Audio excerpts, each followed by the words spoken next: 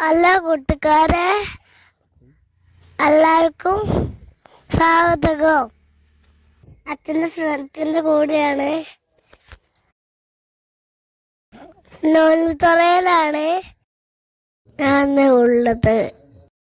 നോൻപ് തുറക്ക കോഴ്സും ദിവസവും ഉണ്ടായിന്, കാരൊക്കെ ഉണ്ടായിന്.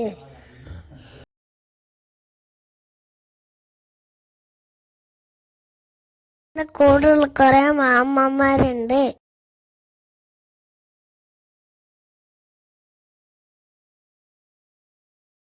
ചേർന്നൊരു ഫ്രണ്ടിന് കിട്ടിയൊരു കുഞ്ഞ്